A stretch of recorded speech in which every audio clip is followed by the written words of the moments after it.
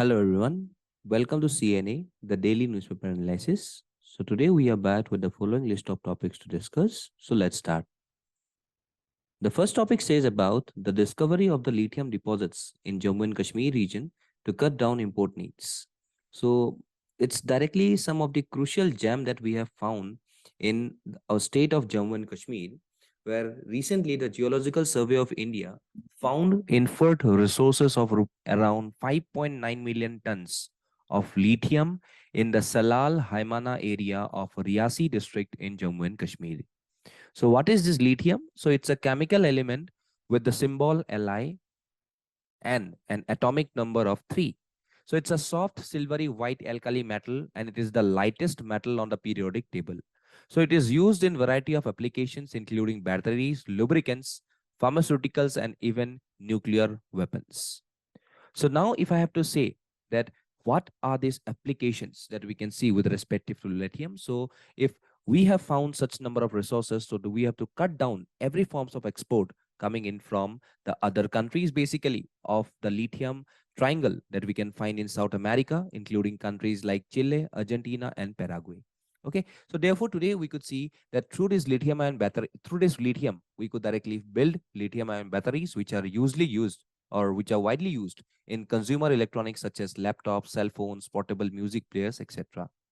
Also, we could see that it will be useful for us in pharmaceuticals.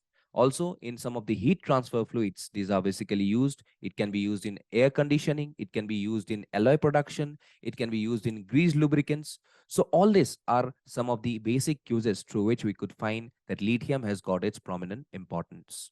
So therefore, today, through the discovery of this lithium in JNK, today we are directly raising hopes for India possibly developing its own source of metal key to its clean energy goals. So it would also reduce the need for imports, and the government was taking several measures to secure minerals, including lithium, from countries of South America. So it will enhance our battery production and it will be a major boost to the manufacturing of rechargeable batteries for smartphones, laptops, and various other electrical cars also. Okay, so therefore we have seen that today this is directly some of the greatest gem that we have found in our respective country. Okay, so ये है खूबसूरती हमारे प्यारे भारत का. Okay, so we have got every forms of resources, but just we need to tap those resources as soon as possible so that we becomes less dependable on some other countries. Okay, so let's come to the next topic. So India US includes response to nuke and bioterror attacks for the first time.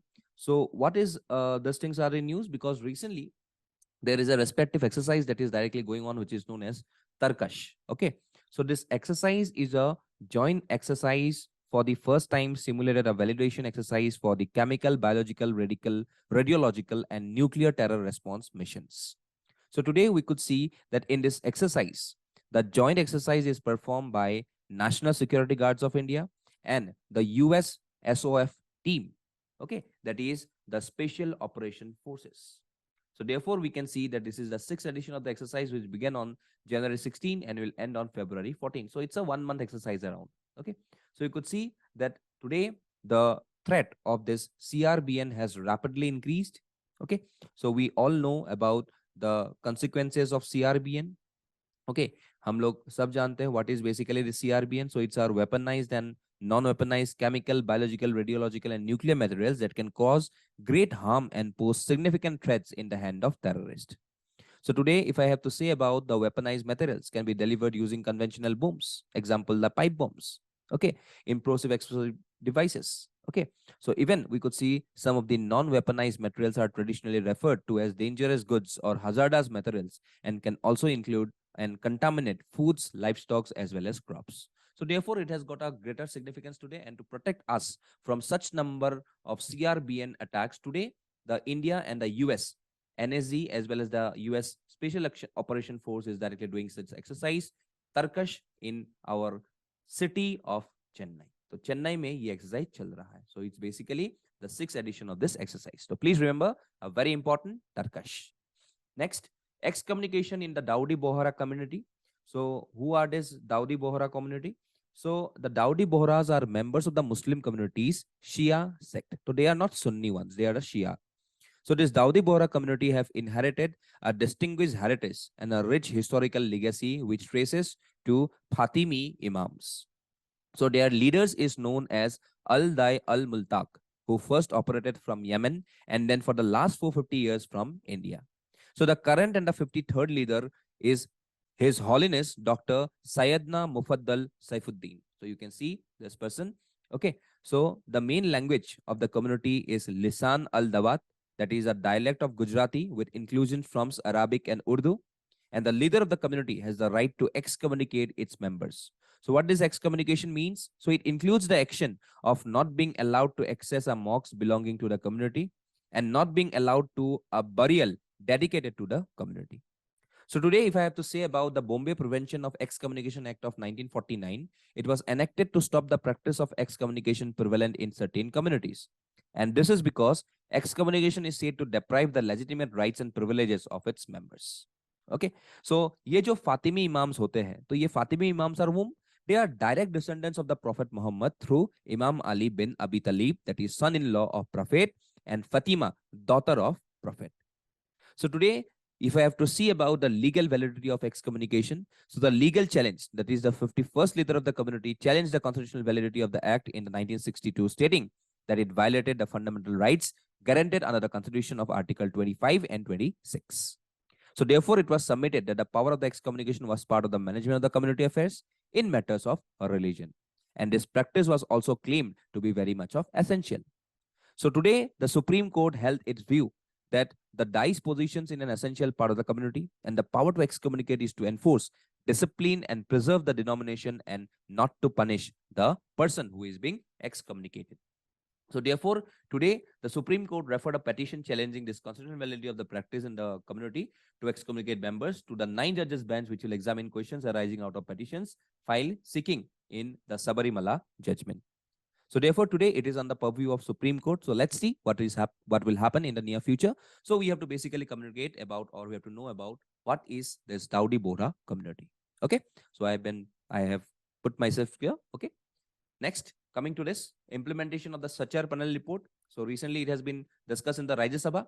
So we have to basically know what is this Sachar committee report. So the Sachar committee was a 7-member high-level committee in India, which was established in March 2005. And the committee was headed by the former Chief Justice of Delhi High Court, Rajinder Chachar.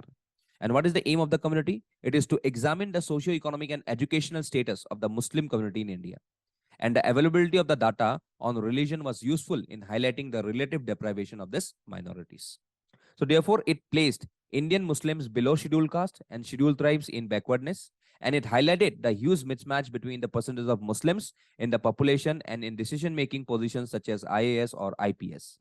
Also, it highlighted poor representation of the community in policing factors.